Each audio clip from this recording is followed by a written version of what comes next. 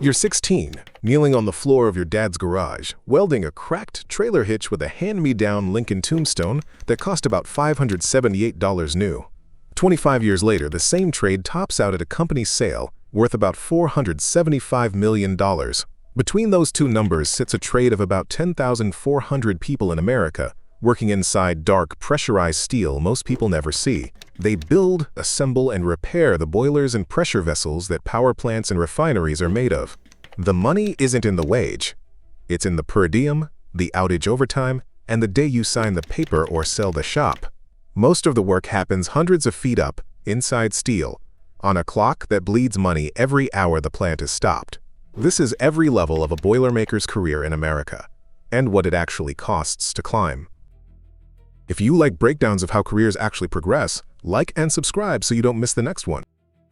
Level 1. The Garage Rod Burner. You're 16, and the welder isn't yours. It's your dad's. A Lincoln Tombstone bolted to the same bench since before you were born. It cost about $578, and it's the cheapest thing that will ever decide your whole life. You strike an arc on a rusted trailer frame, and the flash burns a green ghost across the back of your eyes. The rod sticks. You snap it loose and try again. You clear the gas cans out of the bay first.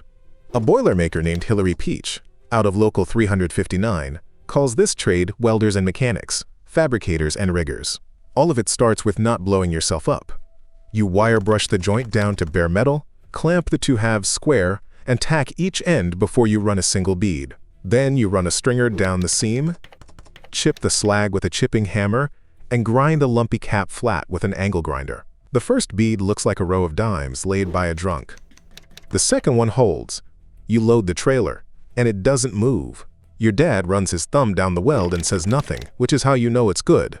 You burn through a box of rod a weekend, a lawnmower deck, a rusted burn barrel, a buddy's broken gate. You catch the flash late once, and your eyes feel like sand for 2 days.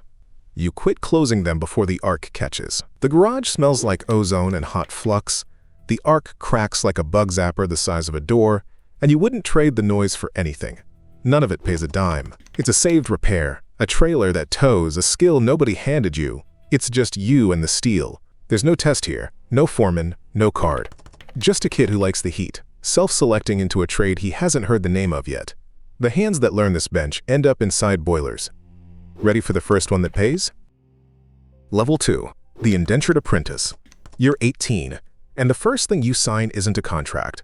It's the lockout log and a hot work permit at the plant gate. First period scale is $43.58 an hour, a fraction of what the journeymen make. You're on the bull gang now, the bottom of the deck. You haul lead and fit up dogs, drag chain falls and come-alongs across the steel, and sling a tube bundle to the crane on a hand signal you'd better get right. Get it wrong, and the rigging shifts mid-lift and the operator curses you down from 40 feet. Get it right, and nobody says a word, which is the same as praise here. The apprenticeship is 6,000 hours, 4 years, and you advance one pay step every 6 months only if your modules are current. First, though, you have to survive the 1,500-hour probation. They send you into a mud drum to descale it. An attendant posts at the manhole. The atmosphere gets tested. Oxygen first, then flammables, then toxics. The permit gets signed, the lockout gets verified, and only then do you clip a retrieval line and crawl in. The standard that keeps you alive in there is OSHA 1910.146, permit required confined spaces, and the one that keeps the steel dead is 1910.147. Inside, it's dark and hot and the size of a coffin built for 3. You run a needle scaler until the rust comes off in sheets and your teeth buzz in your skull. You learn to weld with a mirror, upside down, in a space too tight to turn your head, reading a puddle you can only see backwards. You stop counting the hours inside the steel. The kid who can't take the heights or the dark or the close walls quits during probation and never comes back. You don't. Nobody thanks you. Friday the check clears, and it's real money for the first time in your life. A guy named Mark Kirkhart out of Local 647 won U.S. Apprentice of the Year in 2024, doing exactly this, and you start to believe you could be that good. You're lowest on the deck, but you're inside the trade for real now, ready for the weld that has your name on it? Level 3.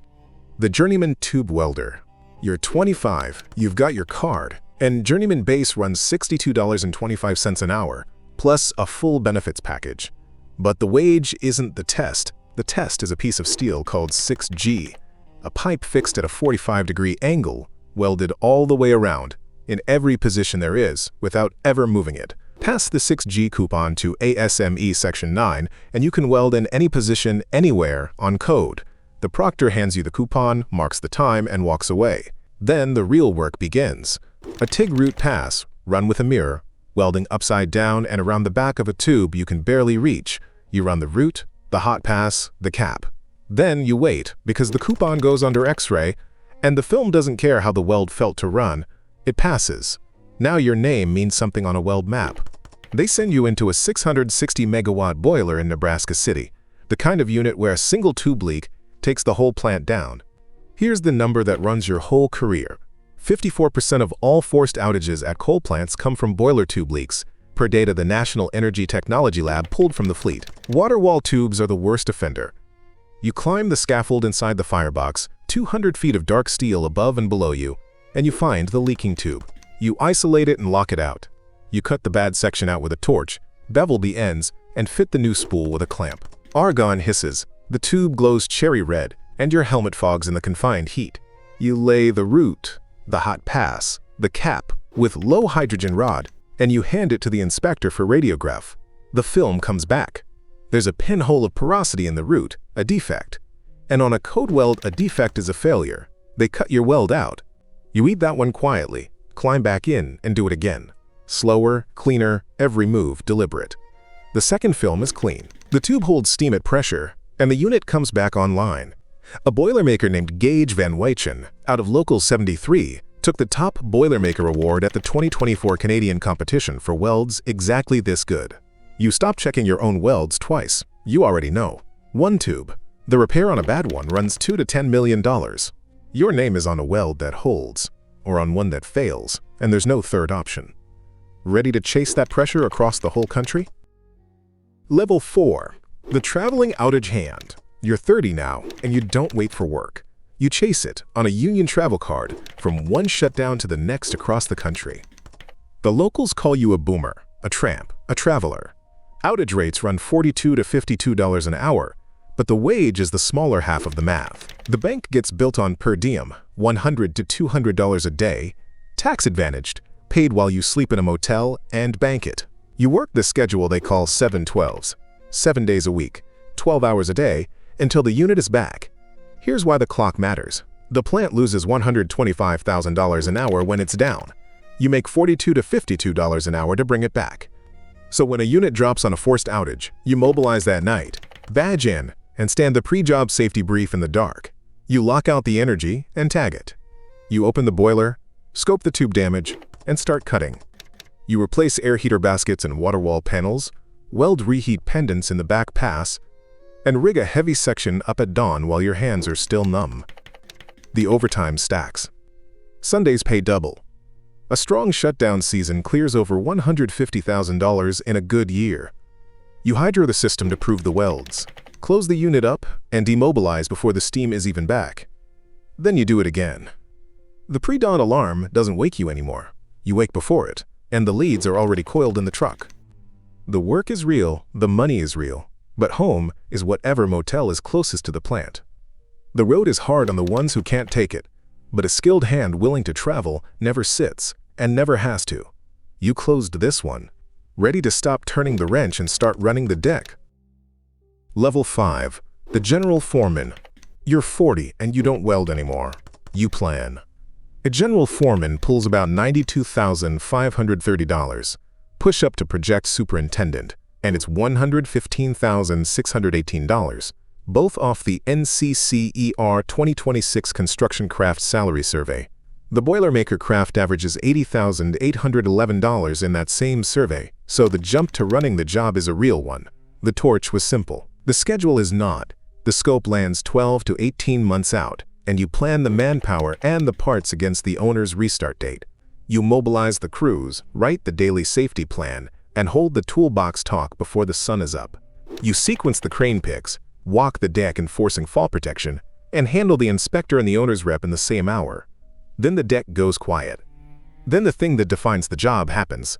Mid-outage, a crew opens a header and finds twice the tube damage the scope called for. The restart date is now in danger, and everyone on the deck is looking at you. You resequence on the spot. Pull a crew off the back pass, run 2 shifts on the header, and call the parts in on an emergency order. The crews you built deliver. The unit hands back on the date you promised, and the owner shakes your hand on the deck. You stop reaching for a hood in the morning. You reach for the manpower board first. You trade the torch for the critical path, and you find out you can read a job the way you used to read a puddle. The foreman who can't manage people or paper gets sent back to the tools, and that's not you. Ready for the version of this job where you sign the paper that lets the plant restart at all? Level 6.